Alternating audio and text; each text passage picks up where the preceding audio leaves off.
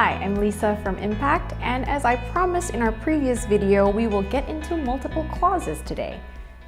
There are three types of clauses: the adverb clauses used for time and causes, the noun clauses which act as a subject or object of a verb, and adjective clauses used for describing a noun. Let's look at the first set of sentences. I signed the paper before you left. I is a subject, signed is a verb, correct? You is a subject again, and left is a verb. Exactly. So how many clauses are in that sentence? 2, you're correct. These sentences are clauses used for time because of the word before.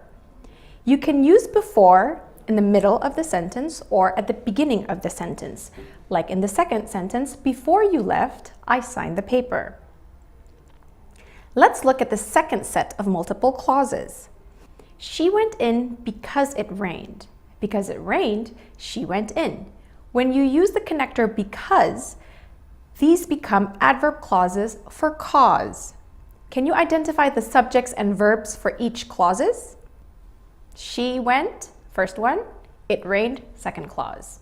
Great job. Now let's look at noun clauses. Whoever is coming must bring books. They do not know what is in the car. Can you guess why the sentence in red is a noun clause? Correct, because it replaces the subject or object of that sentence. Now let's look at adjective clauses. She is filling the cup that she put on the table. Why is that she put on the table an adjective clause? An adjective describes a noun, you're correct. So what is that clause describing? The cup, indeed. So the second clause, the red sentence, is an adjective clause. Now that you know about sentence formation and multiple clauses, are you ready to delve deeper into subjects and verb usages? Let's get into this. There are 5 points that we will discuss in this video. The first one is with question words, the second one with place expressions, the third one with negative expressions, and the fourth in some conditionals, and finally the fifth is with comparisons. We're going to talk about the use of subjects and verbs within those 5 points. Subjects and verbs with question words. What are question words? What, where, when, why, how. Those are question words. To introduce a question, we have to invert the subject and the verb, meaning the verb comes first right after the question word and then followed by the subject. What are they? What is the question word? Are is the verb, and then they is the subject. And that's how you use subject and verb with a question. What are they? However, to join two clauses together with a question word, the subject comes back to its original form, which is at the beginning and then followed by a verb. Let's look at the example. I know what they are. After the question word what, it is followed by the subject they and then by the verb are. I know what they are. Let's enter the second part, subjects and verbs with place expressions. What are place expressions? The words here, there, nowhere, on the floor, in the closet, those are place expressions. Let's look at the first example. Here is the book. Here is a place expression followed by is, which is a verb, and the book, which is a subject. So in this case, here is followed by the verb and then the subject. Let's look at 2 more sentences. The first one, in the closet were some clothes. And the second one, in the closet, I found some clothes. In the closet is a place expression. In the first sentence, it's followed by were, which is a verb, and some clothes is a subject. But in the second example, in the closet is followed by I. I is a subject, and found is a verb, correct? So what's the difference? Why is it in the first example, the verb comes first, and in the second example, the subject comes first?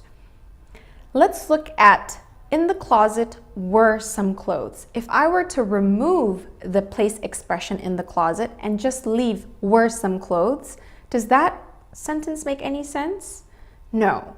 And so therefore, in the closet is a necessary place expression.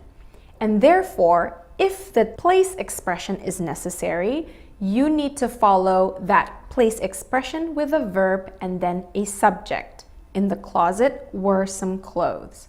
In the second example, in the closet I found some clothes. If I were to remove the place expression in the closet and just leave the sentence I found some clothes alone, would that sentence make sense? Yes.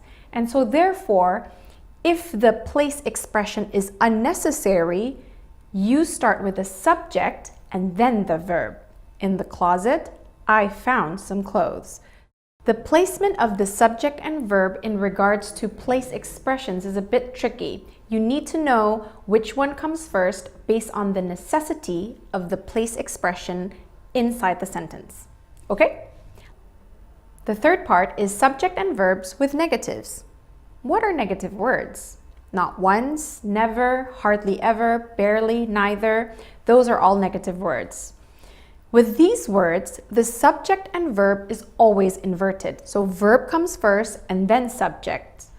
Let's look at the sentences. Not once, which is the negative words, have I been late. Have is a verb and I is a subject.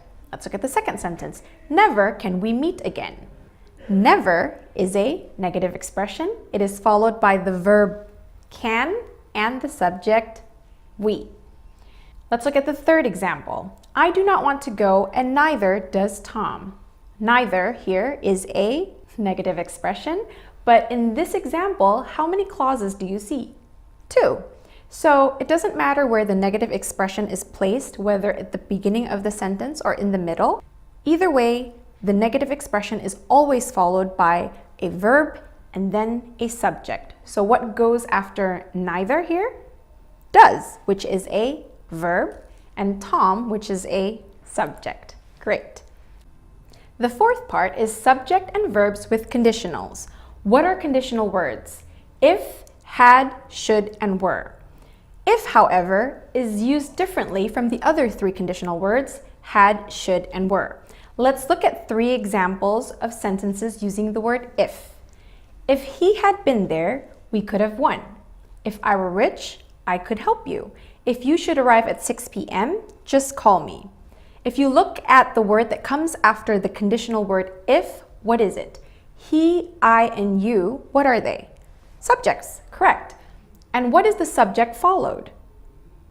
Verb, correct. Had been, were, and should are verbs.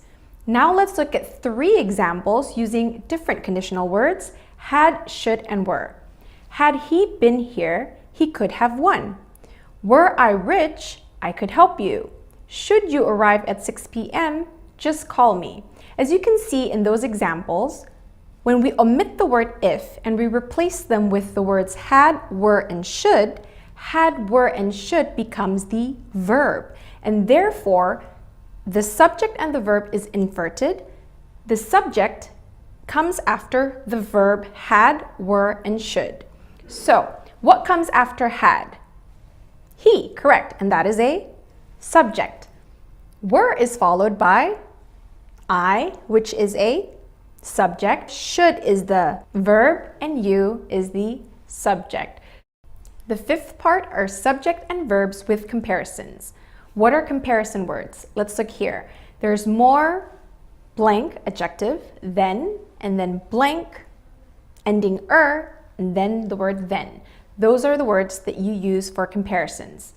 Let's look at the first example. We were more ready than the MC was. We were more ready than was the MC.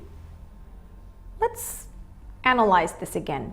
More ready than is the comparative expressions. We were is the first clause, we being the subject and were being the verb, correct. Now let's see what follows more ready than. In the first sentence, what comes after that expression? The MC. is the MC a subject or a verb? A subject, correct, and it is followed by the verb. But in the second example, it's followed by a verb and then the subject. So with comparisons, it really doesn't matter. Both ways are correct. You can use the subject first and then the verb, or the verb first and then the subject. So it's quite easy for you. Let's look at 2 more sentences using the suffix er, then. They sang louder than the singer. They sang louder than did the singer. Either way, it's correct. You can use the subject or the verb first. Now that you know how to use subject and verbs, in our next video, we will be discussing TOEFL structure questions that have the usages of subject and verbs. So stay tuned to that.